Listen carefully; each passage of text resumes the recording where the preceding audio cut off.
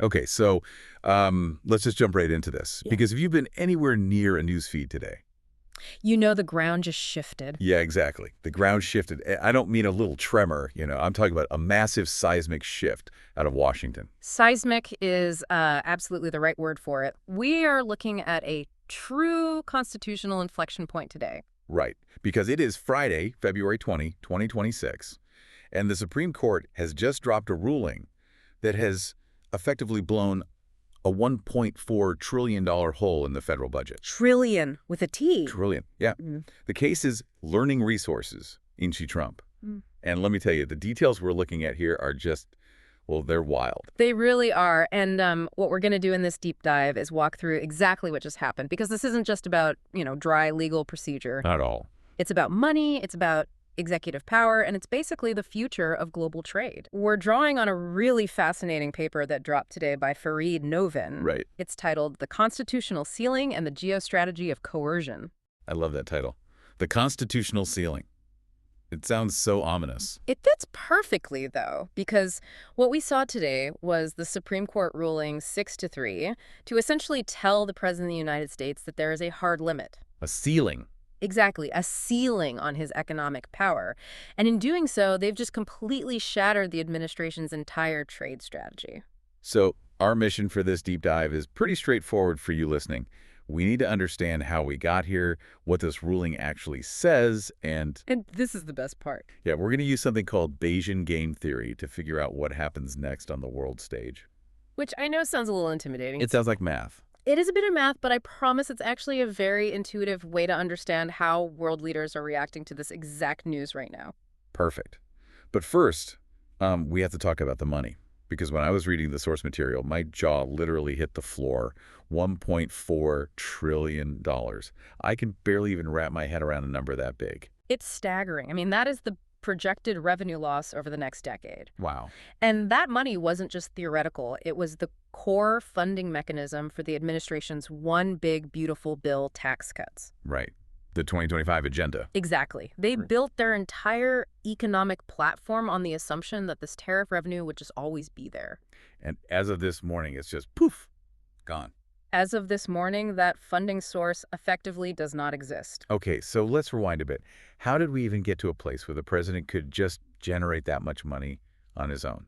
We have to go back to Liberation Day, right? Right. April 2, 2025, the administration branded it Liberation Day. Which, frankly, is quite the branding for a tariff announcement. It sounds like an action movie. It certainly set a specific aggressive tone. So on that day, the president declared a national emergency regarding chronic trade deficits and the flow of fentanyl. Okay. And to do this, he invoked a law called IEPA. That's the International Emergency Economic Powers Act of 1977. Okay, pause for a second. IEPA. Usually when I hear about that law, it's about, sanctioning terrorists or freezing the bank accounts of some rogue dictator. Yeah. It's a very specific tool, isn't it? Exactly. That is precisely what it was designed for. Targeted surgical interventions, freezing assets of hostile nations. But the administration used it to impose a massive global tariff regime. Oh, wow. We're talking a 10% baseline on almost all imports across the board, plus up to 145% on Chinese goods. 145%. Yeah, and 50% on imports from Brazil. That is just huge. I remember reading about the Greenland Gambit, too, which we definitely need to get to later because it's absolutely bonkers. Oh, we will. But the scale of this was unprecedented. And for a while, it worked, didn't it? Or at least the money was coming in. It was. Since February 2025, the government has collected over $160 billion in these specific tariffs. Okay. But today, the Supreme Court stepped in and said, stop, you cannot do that. So let's get into the ruling itself. You said it was 6-3. Who wrote the opinion? Chief Justice Roberts wrote the majority opinion. And he was joined by a really interesting coalition. You had Justice Gorsuch and Justice Barrett from the conservative wing, and then Justices Sotomayor, Kagan, and Jackson from the liberal wing. Now, that is strange bedfellows. You do not often see Gorsuch and Sotomayor linking arms on a massive constitutional case like this. It is rare, but they got there because the underlying legal principles aligned perfectly for them. Roberts' core argument, and Novin highlights this brilliantly in the paper, was purely textual. Okay, break that down. He looked at the actual words of the IEPA statute. The administration had been arguing that the law gives the president the power to regulate importation. Regulate importation. I mean, to a layperson like me, that sounds like it covers tariffs. If I can regulate it, can I tax it? You might think so. But Roberts noted, with a bit of judicial dryness, that the word regulate and the word importation in the statute are actually separated by 16 other words. 16 words. 16 words. And he argued that you can't just casually bridge that grammatical gap to invent a massive new taxing power out of thin air. Wow. He pointed out that when Congress wants to give the president the power to tax or impose tariffs, they say so explicitly. They don't hide it in a laundry list of regulatory powers. I love that. It's like he's saying, nice try, but we actually read the fine print. Precisely. And Roberts also went back to history, which the court loves to do.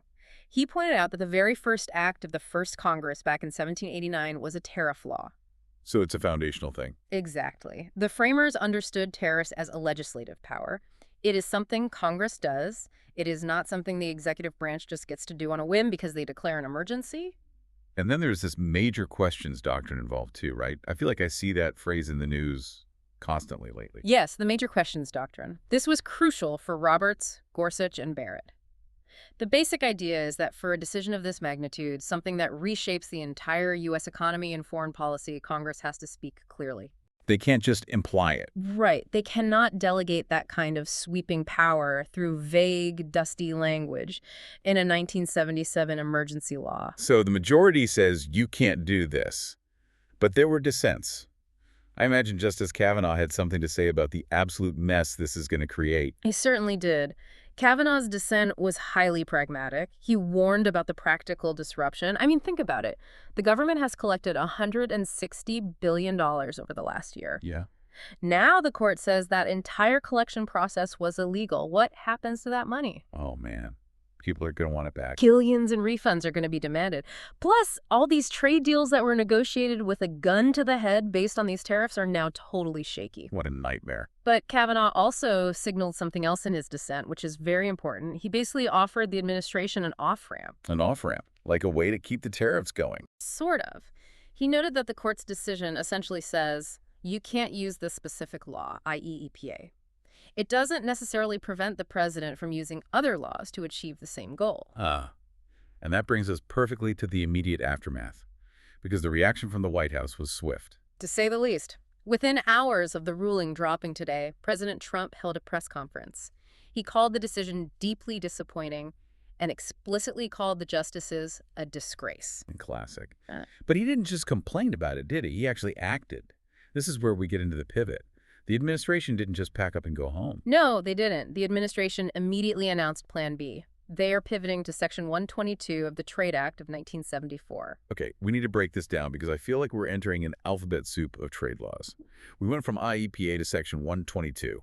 What exactly is Section 122? Section 122 is a law that allows the president to impose an import surcharge specifically capped at up to 15% if there is a large and serious balance of payments deficit. Which the U.S. definitely has. We buy way more from the world than we sell. We do. So technically it fits the legal criteria. But, and this is a massive, but Novin explains in the paper that Section 122 has severe limitations compared to what they were doing yesterday. What kind of limitations? Is it just that the percentage is lower? Like 15 instead of 145? That's part of it. The percentage is much lower. But there are two huge structural problems for the administration.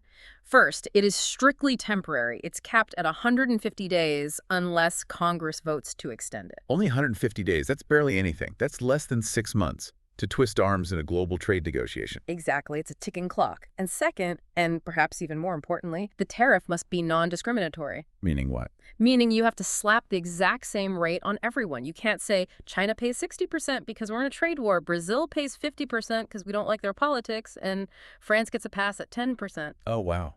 It has to be uniform. Uniform across the board. So that completely kills the strategy of picking and choosing winners and losers to cut backroom deals.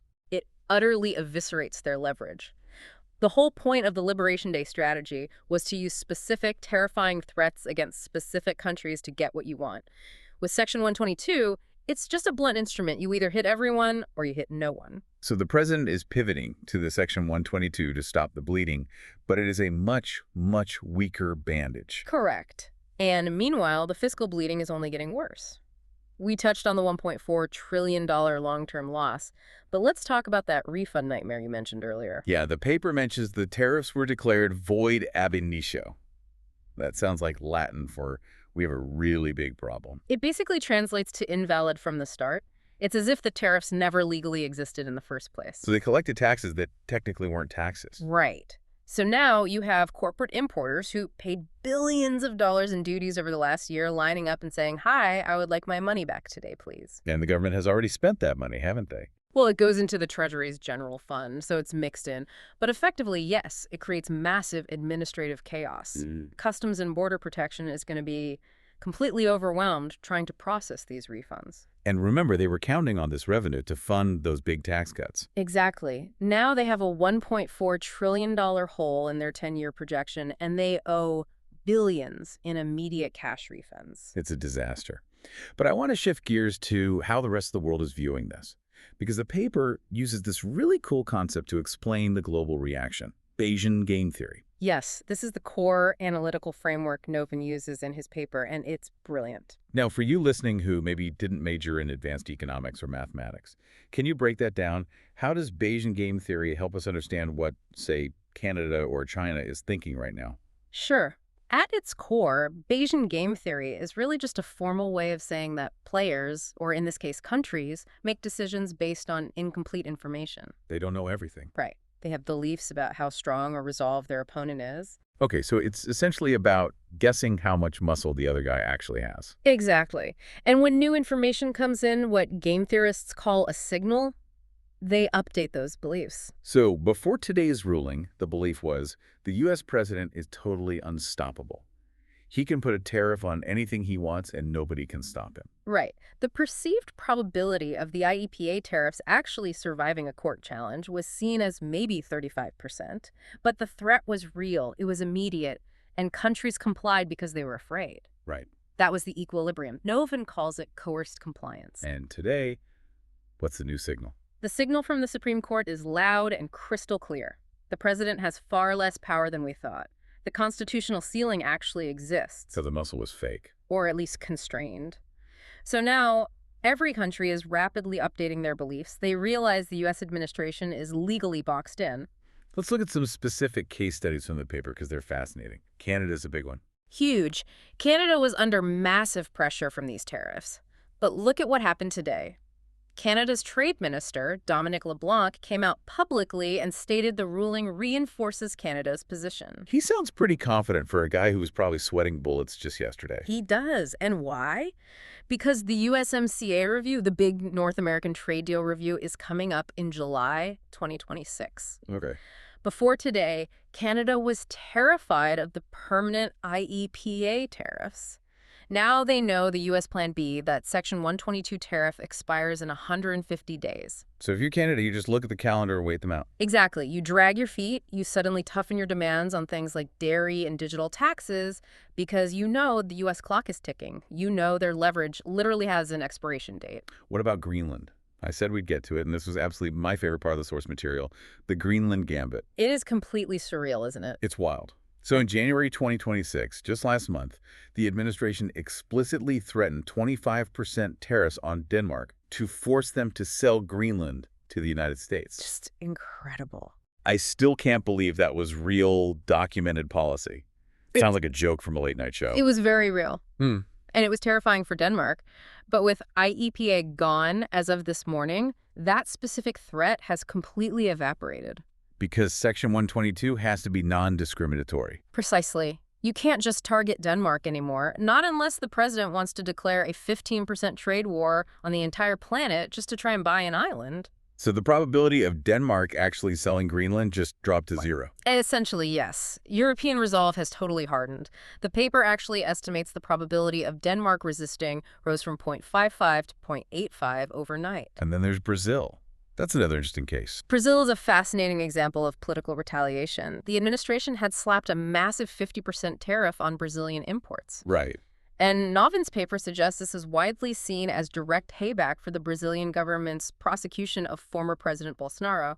Which feels, I don't know, deeply personal for a trade policy. It was absolutely perceived that way globally, and frankly, it wasn't making any economic sense anyway because the U.S. actually runs a trade surplus with Brazil. We sell them more than they sell us. But today, Yeah. that 50% tariff is just gone. Yeah. Instant relief for the Brazilian economy. Gone. But here's the kicker. Does Brazil come back to the negotiating table with the U.S.? Do they say, okay, thanks for dropping the tariff, let's be friends again? I'm guessing no. Probably not. The damage is already done, the trust is broken. The paper suggests Brazil is now much more likely to deepen its trade ties with the EU and with Mercosur. They're hedging their bets. They're looking at the U.S. and saying, you are far too unstable a partner. We are taking our business elsewhere. It really paints a stark picture of U.S. leverage just dissolving overnight. It does. The new equilibrium Novin talks about is one where the U.S. is no longer this unconstrained economic leviathan. It's a wounded giant that just had its best weapon taken away. Let's talk about the markets really quick. Because Wall Street hates uncertainty more than anything, and today sounds like pure distilled chaos for traders. The financial markets reacted exactly as you would expect, given this sudden revenue black hole.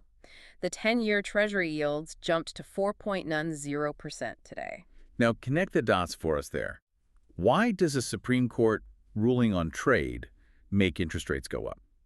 Because the bond market is deeply worried about the federal deficit. If the U.S. government suddenly loses $1.4 trillion in projected revenue, it still has to pay its bills. Right. Which means it has to replace that money by borrowing more. And when the government has to flood the market with more debt, it has to offer higher interest rates to entice people to buy those bonds. And when Treasury rates go up, literally everything else goes up. Mortgages, credit cards, auto loans. Exactly. It ripples through the entire domestic economy instantly. And what about the dollar itself? The dollar softened quite a bit. It dropped in value against other currencies. Why is that? Well, for the last year, the dollar has been artificially strong because of what analysts call the tariff premium. When you heavily tax imports, you suppress domestic demand for foreign goods, which means you suppress demand for foreign currency. Okay, that makes sense. Now that those tariffs are legally unwinding, that artificial prop is gone and the dollar is falling back to earth. So stepping back, what does this all mean for the future of the presidency itself? Novin talks a lot about this constitutional ceiling. This is really the lasting legal legacy of today's ruling. It establishes a firm precedent that future presidents, whether they are Republican or Democrat, cannot simply use vague emergency powers like IEPA to single-handedly rewrite American tax and trade law. It's a permanent structural check on the Oval Office. It is, and Justice Gorsuch's concurring opinion is really important to watch here.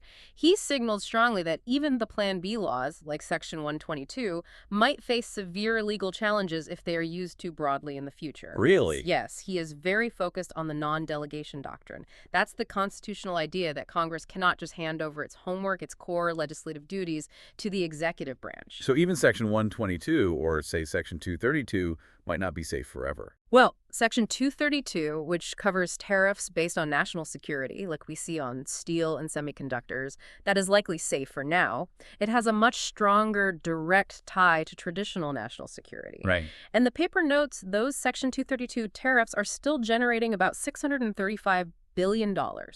So the administration isn't totally toothless. They still have weapons. But they are definitely missing their sharpest teeth. They are heavily relying on dentures at this point, yes. That is a great analogy, and the rest of the world clearly knows it. Oh, they do. The G7 meeting is actually happening right now under the French presidency, and the atmospheric shift is totally palpable. Novin describes the global posture as moving from coerced compliance to conditional cooperation. Conditional cooperation. Yeah. That sounds like diplomatic code for we will work with you, but only on our terms. Exactly. American allies are realizing they can finally push back. The era of the United States just dictating global economic terms via unilateral emergency decree is over. So, bringing it all together for you listening, we really witnessed a historic day in Washington. The Supreme Court said a firm no. The trillion-dollar revenue is gone. The trade strategy is in tatters. And the massive refund checks are due. And the refund checks are due. But the administration isn't just giving up. They have the Section 122 bridge they're trying to build. They have Section 301 investigations starting up. Though those 301 investigations take months and months to complete. Right. It's not a quick fix. Yeah. But there is one more thing in Novin's paper that really gave me pause. A final provocative thought to leave you with. There was a brief mention of Section 338. Ah, yes. The nuclear option.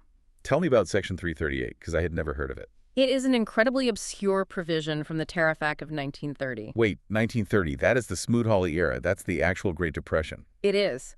And it legally allows the president to impose up to 50% tariffs on any country that discriminates against U.S. commerce. The administration has quietly hinted they might try to dust it off and use it if Section 122 fails or expires. But hasn't that law just been collecting dust on a shelf for a century? Pretty much. It is entirely untested in modern courts. And frankly, based on the logic of today's ruling, especially the court's reliance on the major questions doctrine, invoking a 1930 law would likely face an immediate, massive legal challenge. It sounds desperate. It is desperate, but, and this is the truly scary part, it shows that the administration might be fully willing to dig deep into the legislative graveyard to keep this global trade war going. So the real question for us, and for you to mull over today, is this. Is the era of unilateral American economic warfare actually over because of this constitutional ceiling?